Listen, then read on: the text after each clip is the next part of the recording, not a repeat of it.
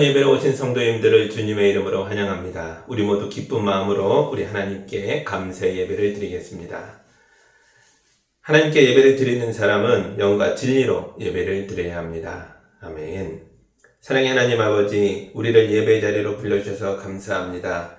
낙엽을 떨구고 겨울을 준비하는 나무처럼 우리도 세상의 먼지를 떨어내고 은혜의 예배 자리로 왔사오니 우리에게 주의 사랑을 보여주옵소서.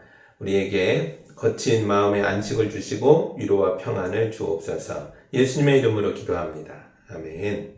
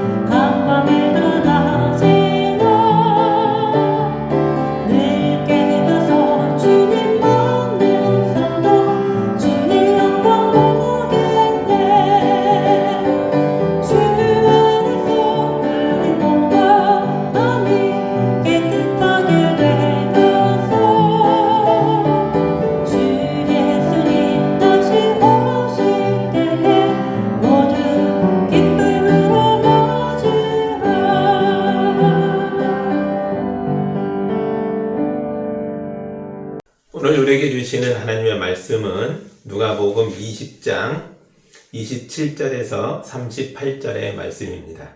하나님의 말씀을 봉독할 때에 경청하시기 바랍니다. 부활이 없다고 주장하는 사두개파 사람 가운데 몇 사람이 다가와서 예수께 물었다.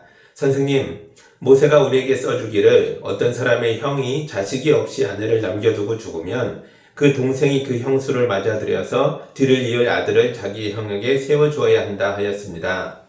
그런데 7 형제가 있었습니다. 마지가 아내를 얻어서 살다가 자식이 없이 죽었습니다. 그래서 둘째가 그 여자를 맞아들였고 그 다음에 셋째가 그 여자를 맞아들였습니다. 7 형제가 다 그렇게 하였는데 모두 자식을 남기지 못하고 죽었습니다. 나중에 그 여자도 죽었습니다. 그러니 부활 때에 그 여자는 그들 가운데서 누구의 아내가 되겠습니까? 7이 다 그 여자를 아내로 맞아들였으니 말입니다. 예수께서 그들에게 말씀하셨다. 이 세상 사람들은 장가도 가고 시집도 가지만 저 세상과 죽은 사람들 가운데서 살아나는 부활에 참여할 자격을 얻은 사람은 장가도 가지 않고 시집도 가지 않는다. 그들은 천사와 같아서 더 이상 죽지도 않는다. 그들은 부활의 자녀들이므로 하나님의 자녀들이다. 죽은 사람들이 살아난다는 사실은 모세도 가시나무 떨기 이야기가 나오는 대목에서 보여주었는데 거기서 그는 주님을 아브라함의 하나님, 이삭의 하나님, 야곱의 하나님이라고 부르고 있다. 하나님은 죽은 사람들의 하나님이 아니라 살아있는 사람들의 하나님이시다. 모든 사람은 하나님과의 관계 속에서 살고 있다. 아멘. 제가 기도합니다. 부활이 무엇인지, 부활의 생명이 무엇인지를 말씀하시는 주님의 말씀을 읽었습니다. 이것을 깊이 묵상하여 오늘의 우리에게 주어지는 참 생명을 얻게 하여 주옵소서. 예수님의 이름으로 기도합니다. 아멘. 인터넷에 들어가면 카페 사장님들이 모이는 대화방이 있습니다. 그곳에서 장세에 필요한 정보를 주고받기도 하고 남는 물품을 직거래로 사고 팔기도 합니다. 그리고 사장님들이 이곳에다가 손님들 때문에 받았던 스트레스들, 그 손님에 대한 뒷얘기를 하면서 서로 풀기도 한다는 거예요. 진상 손님 이야기를 하면서 힘들었던 것을 나누고 공감받으려고 하는 거죠. 그런데 최근에 어떤 사장이 대화방에 이런 글을 올렸다고 합니다. 제가 읽어드리겠습니다. 저는 카페 창업 5년차 사장입니다. 우리 가게에 오는 젊은이들은 예의 바르고 건전합니다. 어르신들도 살갑고 정답습니다. 젖먹이 아이와 함께 오는 젊은 엄마들이 있는데요. 젊은 엄마들은 온갖 청소용품으로 테이블을 싹싹 닦아서 광이 날 정도로 청소하고 갑니다. 젊은이들이 오면 자기들끼리 쌍욕도 하고 대단히 시끄럽게 합니다만, 하지만 주문을 할 때는 아주 공손하게 주문을 합니다. 어르신들은 툴툴거리고 반말로 말씀하십니다. 하지만 매번 저의 건강과 안부를 물어봐 주시고 먹을 걸 주기도 합니다. 저는 지난 5년간 힘든 순간이 많이 있었지만 행복한 순간이 훨씬 더 많았습니다. 그래서 저는 오늘도 행복하게 커피를 팔았습니다. 저는 우리 가게에 오신 손님들도 모두 행복하셨을 거라고 굳게 믿고 있습니다. 이런 글을 올렸다는 거예요. 어떻습니까? 어떤 사장님은 진상 손님에 대해 불평하고 욕을 하면서 스트레스를 풀고 있고, 어떤 사장님은 비슷한 손님들이었을 텐데도 그들을 보면서 기쁨과 만족과 행복을 경험하고 있다라고 말하고 있습니다. 어떤 차이가 있는 겁니까? 모든 서비스업이 다 힘든 일입니다. 그렇지 않습니까? 세상의 모든 자영업자들이 정말 힘들게 일하고 있습니다. 우리는 모두 비슷비슷한 상황을 겪고 있고 모두 고만고만하게 살고 있다는 거죠. 그런데 비슷한 상황 속에서 누구는 불행하다고 말하고 누구는 행복하다고 말합니다. 그러므로 환경 때문에 불행하거나 행복한 게 아니라는 거죠. 사실은 내가 불행과 행복 속에서 하나를 선택하고 있는 것이라고도 볼 수 있습니다. 대화방에 글을 올린 사장님은 행복을 선택한 사장님이십니다. 여러분도 여러분의 가족과 이웃과 환경 속에서 날마다 행복을 선택하셔서 매번 행복을 경험하는 삶을 살게 되기를 우리 주님의 이름으로 축복합니다. 아멘. 오늘 말씀에는 불행하게 살기로 결심한 사람들이 나오고 있습니다. 세상에는 정말 그런 사람들이 있습니다. 27절입니다. 부활이 없다고 주장하는 사두개파 사람 가운데 몇 사람이 다가와서 예수께 물었다. 아멘. 오늘 본문은 예수님이 십자가에 달려 죽으시기 전 마지막 일주일 사이에 있었던 이야기들을 모아놓은 곳 중에 하나입니다. 주일날 예루살렘에 입성하셨고 월요일에 성전에 온갖 장사꾼들을 몰아내셨고 그날부터 매일 낮에 성전에 가서 말씀을 전하셨습니다. 화요일이 되자 유대의 종교 지도자들이 여러 차례 찾아와서 예수님에게 말다툼을 벌이며 도전합니다. 화요일날 이 논쟁이 총 3차례 이루어졌는데 첫 번째 논쟁을 걸어온 상대는 성전에 장사꾼들을 내쫓은 일에 대해서 무슨 권한으로 이런 일을 하느냐라고 따져 물었던 제사장들과 율법학자들이었습니다. 두 번째 상대는 예수님을 정치범으로 몰아서 곤란하게 만들려고 했던 세금 문제, 황제에게 바치는 세금 문제를 들고 와 질문했던 헤롯 당원들이었습니다. 그리고 마지막 세 번째 도전자들이 오늘 본문에 나오는 사두개파 사람들입니다. 사두개파 사람들은 부활의 문제를 가지고 와서 모두가 보는 앞에서 예수님을 곤란하게 만들려고 했습니다.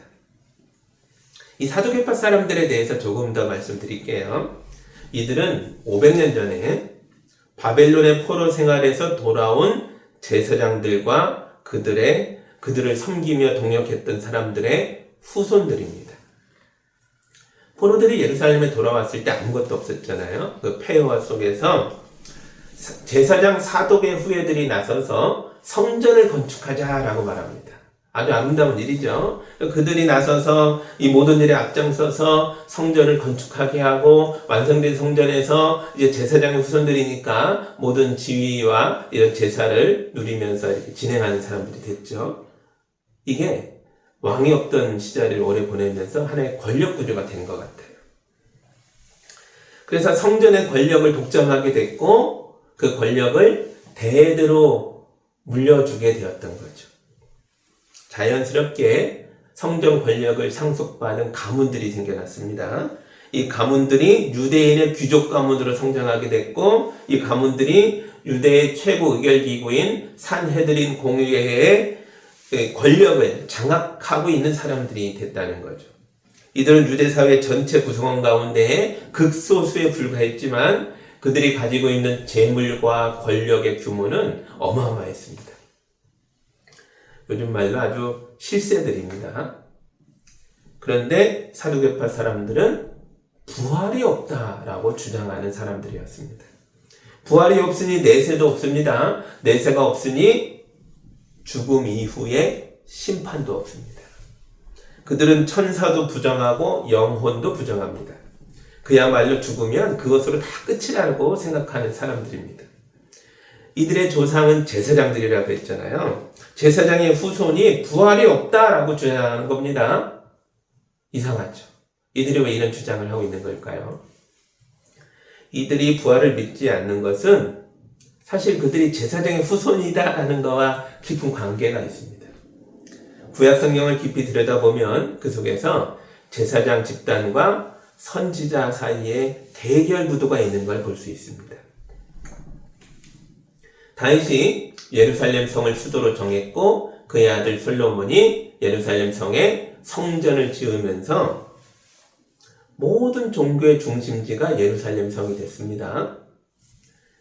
예루살렘 성의 제사장들은 다 뭐예요? 왕의 신하들이 됐다는 거죠. 하나님을 섬기지만 정치 구조 안에서는 왕의 신하들이 되기도 한 거죠. 제사장들은 매일 성전에 나와서 왕을 축복하는 제사를 드리고 기도를 드렸습니다. 그들은 왕의 신하들이었으므로 왕의 눈치를 받고 왕이 원하는 예언을 했습니다. 그러나 선지자들은 달랐습니다. 왕이 잘못된 정치를 펼칠 때마다 하나님께서 선지자들을 보내셔서 엄하게 꾸짖으셨는데요. 하나님께서 민족 속에서 선지자들을 불러내셨기 때문에 그들의 신분과 직업이 매우 다양했습니다. 이런 대결이 수백 년 이어져 오면서 제사장 전통에 속한 사람들은 선지자 전통에 있는 예언자들의 글을 인정하지 않고 무시하게 되는 경향이 생겨난 거죠. 그래서 제사장 후손인 사두개파 사람들도 구약 성경에서 모세오경만 하나님 말씀이다 라고 주장하고 선지자의 예언서들은 다 2등, 3등 이렇게 중요하지 않은 그런 것으로 취급하고 있었던 거죠. 부활에 관한 말씀은 선지자의 글에 많이 나오고 모세오경에는 거의 나오지 않습니다. 그래서 모세오경만 인정하는 사두개파 사람들이 부활은 없다라고 주장하고 있는 것입니다. 가만히 보면 이건 말씀에 대한 신학적인 해석학적 논쟁이 아니고 권력 투쟁이기도 했다는 거죠. 사두개파 사람들은 지배계급으로서 로마 정부에게 긴밀하게 협조했습니다. 그들의 부와 권력을 유지하기 위해서 뭐든 다 하는 사람들이었습니다. 그래서 그들은 현실의 유익을 최대한으로 지키고 유지하기 위해서 말씀도 부정하고 믿음도 부정하게 된 것입니다. 심각하게 세속화되면서 이 현실과 믿음 사이에서 현실적으로, 현실의 이익적으로 계속 선택하게 된 겁니다. 그러다 보니 심각해졌죠. 성경도 부정하고 있습니다. 모든 예언서들은 하나님 말씀이 아니다 라는 주장까지 하고 있는 겁니다. 사두개파 사람들이 세상을 내려다보는 높은 자리에 앉아 있었지만 그들의 자리는 부서질 듯이 불안했고 그들이 언제라도 굴러 떨어질 수 있는 상황에서 안간힘으로 버티고 있었습니다. 왜요? 일반 대중들의 지지가 없었거든요. 일반 백성들은 이게 다 하나님 말씀이잖아요. 그들은 대부분 부활이 있다고 믿는 사람들이었습니다. 그들은 돈과 권력을 많이 가지고 있었지만 그것을 지키기 위해 매일 잠을 설쳐가며 안간힘을 쓰고 있는 불행한 삶을 살고 있었다라고 보여집니다. 그래서 자기 모든 권력을 다 동원해서 부활의 이야기를 나누는 사람이 있으면 찍어 누르려고 하는 거죠. 예수님이 그런 대상 아닙니까? 사흘 만에 다시 살아나리라. 부활을 증거하시고 하나님 나라를 선포하시고 오늘의 고통을 재해석하면서 하나님의 말씀을 나누고 있는 예수님을 보니 이건 아니라는 거죠. 예수님을 그냥 둬서는 안 되겠다는 거죠. 그래서 그들이 부활이 없다 주장하는 사람들이 예수께 와서 모두가 보는 앞에서 곤란한 질문을 던졌습니다. 28절입니다. 선생님, 모세가 우리에게 써주기를 어떤 사람의 형이 자식이 없이 아내를 남겨두고 죽으면 그 동생이 그 형수를 맞아들여서 뒤를 이을 아들을 자기 형에게 세워줘야 한다 하였습니다. 이게 모세오경 신명기 25장에 나오는 내용입니다. 고대 사회는 자식이 부모의 뒤를 잇는 게 축복이라고 생각했잖아요. 그런데 형이 자식 없이 죽으면 그 집의 대가 끊김으로 동생을 형수와 결혼시켜서 집안의 대를 잇게 했다는 거예요. 이런 결혼제도를 수혼제도, 결혼을 이어받는다 해서 수혼제라고 불렀습니다. 수혼제도 속에는 현실적인 문제점들이 엄청 많았겠죠. 그러나 사두개파 사람들은 그런 문제점을 가지고 예수님과 대화하려고 온 게 아닙니다. 그들은 이 제도를 예로 사용해서 부활이 없다라는 걸 증명하려고 하는 것입니다. 그들이 말하는 예시입니다. 7 형제가 있었는데 마지가 결혼하다가 자식 없이 죽었고 둘째가 이 수혼제를 이어서 결혼했는데 또 죽고 7 다 죽었다는 거예요. 그리고 그 형수마저 죽었어요. 그러면 만약 부활이 있다면 모두 다 살아난다면 이 집안이 어떻게 되겠냐는 거예요. 이 여자가 누구 아내입니까? 자식도 없는데 모두의 아내입니까? 이런 식의 질문을 예수님께 던진 거죠. 이들의 도전에 대한 예수님의 대답입니다. 36절입니다. 그들은 천사와 같아서 더 이상 죽지도 않는다. 그들은 부활의 자녀들이므로 하나님의 자녀들이다. 아멘. 우리가 지금 세상에서 맺은 인연들이 그대로 천국으로 이어지는 게 아니라고 예수님이 말씀하십니다. 만약 그대로 계속 다 이어지는 거라면 좋은 것도 있겠지만 불편한 것도 아주 많겠죠. 이 땅에서의 원수를 천국에서 다시 만난다면 우리는 그 원수를 영원히 보면서 살아야 되는데 얼마나 불편하겠습니까? 예수님은 우리가 부활의 생명을 얻게 되면 세상에서의 모든 인연이 해체되고 그 인연들이 다시 새롭게 결합될 것이라고 말씀하고 있는 것입니다. 우리는 모두 부활의 자녀들이고 모두 하나님의 자녀들이므로 하나님의 은혜와 사랑과 축복 속에서 완전히 새로운 관계로 진입하게 될 것이다 라고 말씀하셨습니다. 사실 우리가 주목해야 하는 말씀은 그 다음에 이어지는 말씀입니다. 예수님께서 이것보다 훨씬 더 엄청난 것에 대해서 말씀하고 계십니다. 그것은 우리가 부활의 자녀가 되는 게 나중 일이 아니라 지금 이 세상 속에서도 가능하다라고 말씀하셨다는 것입니다. 38절입니다. 하나님은 죽은 사람들의 하나님이 아니라 살아있는 사람들의 하나님이시다. 모든 사람은 하나님과의 관계 속에서 살고 있다. 아멘. 우리가 죽어야 하나님의 자녀가 되는 게 아닙니다. 우리가 죽어야 부활의 자녀가 되는 게 아닙니다. 하나님을 나의 아버지라고 믿고 고백하는 사람들은 지금 여기서 세상을 살아가는 현재 상황 속에서 하나님과 맺은 사랑의 관계 속에서 살고 있게 된다라고 말씀하셨습니다. 나사로가 죽었을 때 그들의 누이 동생들이 죽은 오빠를 추모하며 슬피 울고 있었습니다. 예수님이 그들에게 오셔서 이런 말씀을 하셨습니다. 요한복음 11장에 나오는 말씀입니다. 예수께서 마르다에게 말씀하셨다. 나는 부활이요 생명이니 나를 믿는 사람은 죽어도 살고 살아서 나를 믿는 사람은 영원히 죽지 않을 것이다. 내가 이것을 믿느냐? 마르다가 예수께 대답합니다. 예, 주님은 세상에 오실 그리스도이시며 하나님의 아들이심을 내가 믿습니다. 아멘. 예수님이 나를 믿는 사람은 죽어도 살고 살아서 믿는 자는 영원히 죽지 않는다. 이렇게 말씀하셨습니다. 예수께서 부활의 생명은 나중에 주어지는 게 아니라 지금 여기 살아서 받는 것이다. 지금 여기서부터 받아 누리는 것이다. 이렇게 말씀하신 것입니다. 마르다는 이 말의 참된 의미를 이해하지 못했지만 그래도 마음 깊이 예수의 말씀을 받아들이면서 내가 믿습니다 라고 고백합니다. 예수님은 자기가 했던 말씀을 증명하기 위해서라도 죽은 나사로를 죽어서 나으리나 몸에서 부패한 냄새가 나는 나사로를 다시 살려서 무덤에서 스스로 걸어 나오게 하셨습니다. 이때 부활한 나사로가 영원히 살았습니까? 아니잖아요. 결국은 다시 죽었겠죠. 그러나 그때 죽은 것은 그의 육체이지 나사로 자체가 아니었습니다. 나사로는 살아서도 예수의 제자로 부활의 생명을 소유하고 살았고 죽어서도 예수의 제자로 다시 살아서 하나님의 자녀로 영원히 살고 있습니다.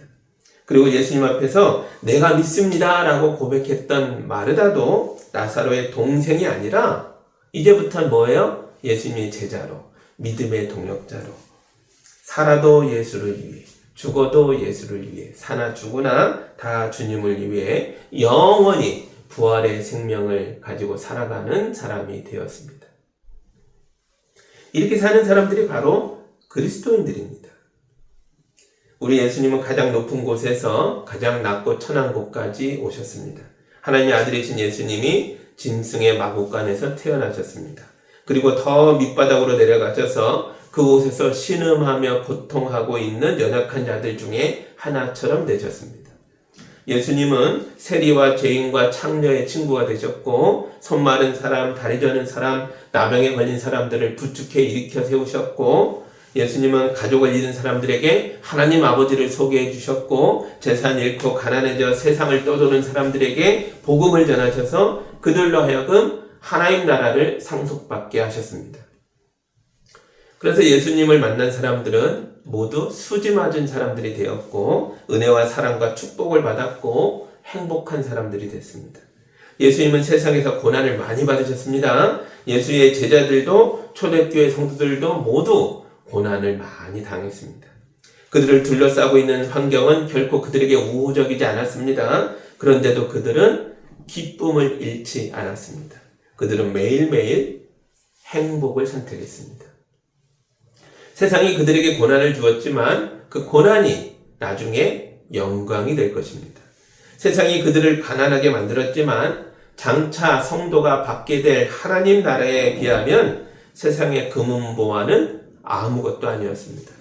세상이 그들을 죽였지만 죽음이 삼킨 건 그들의 육체일 뿐이었습니다. 죽음이 아무리 강해도 성도들 속에 있는 부활의 생명을 빼앗을 수는 없었습니다. 세상의 권력자들이 예수님을 십자가에 못 박아 죽게 했고 그의 육체를 무덤에 넣고 입구를 큰 돌로 막았지만 예수님은 사흘 만에 죽음의 머리를 밟고 일어나셔서 부활의 첫 열매가 되셨습니다.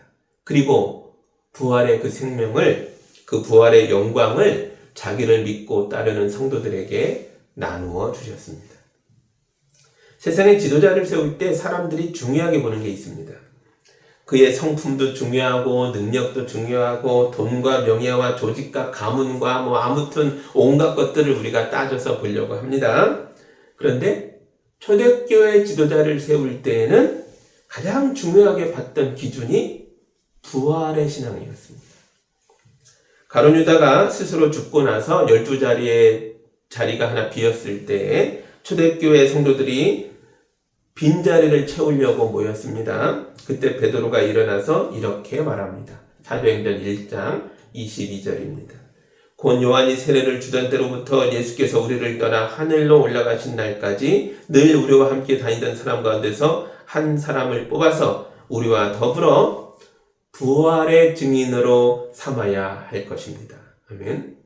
성도들에게 말하는 거예요. 기억하십시오. 우리가 지금 세우는 사람은 권력자가 아닙니다. 능력자가 아닙니다. 우리의 지도자는 부활의 증인이 되어야 할 사람입니다.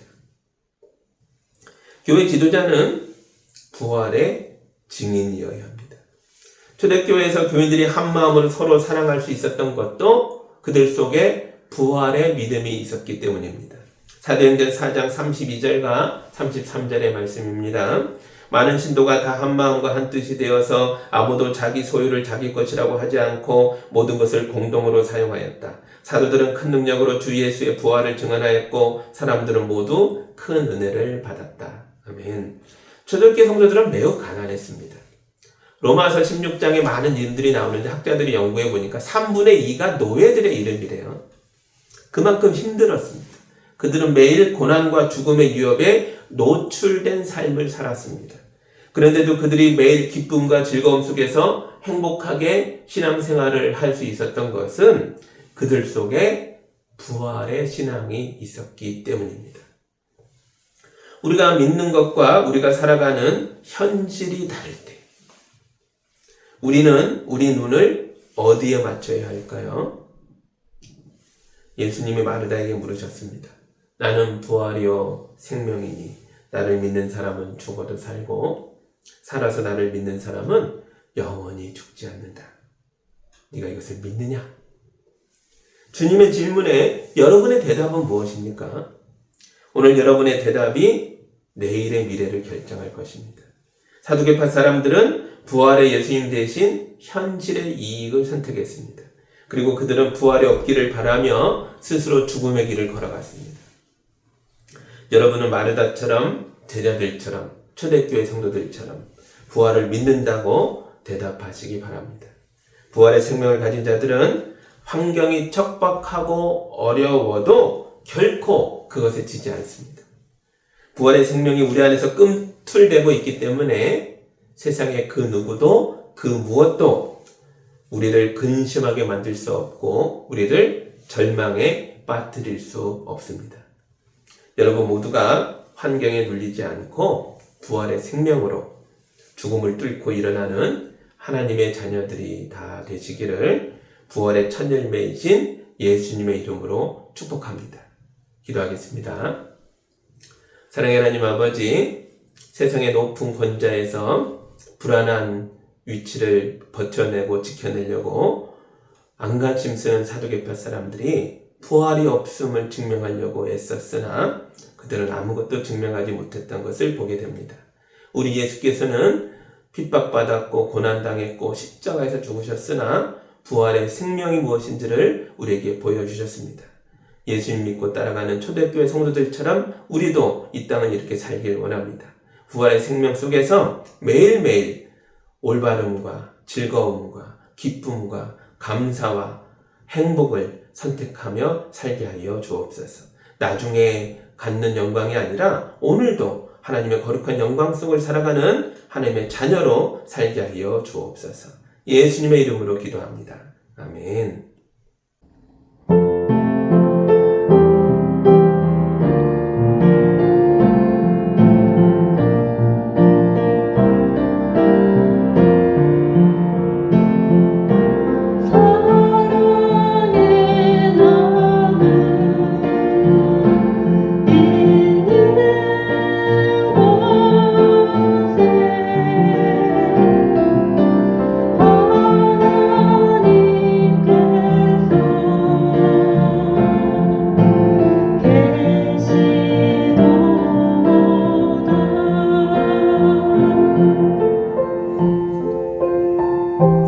아버지, 우리 성도들이 거룩한 예물을 주님께 올려드렸습니다. 이 귀한 예물이 흘러들어가는 모든 곳마다 죽은 자들이 살아나고 아픈 자들이 고쳐지고 슬퍼하는 자들의 눈물에 위로를 받게 해주시고 하나님의 뜻이 이루어지게 하여 주옵소서. 예수님의 이름으로 기도합니다. 아멘.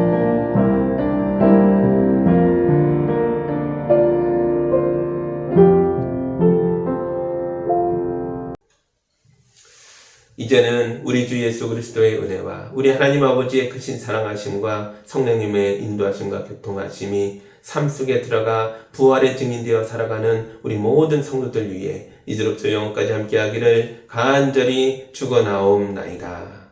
아멘.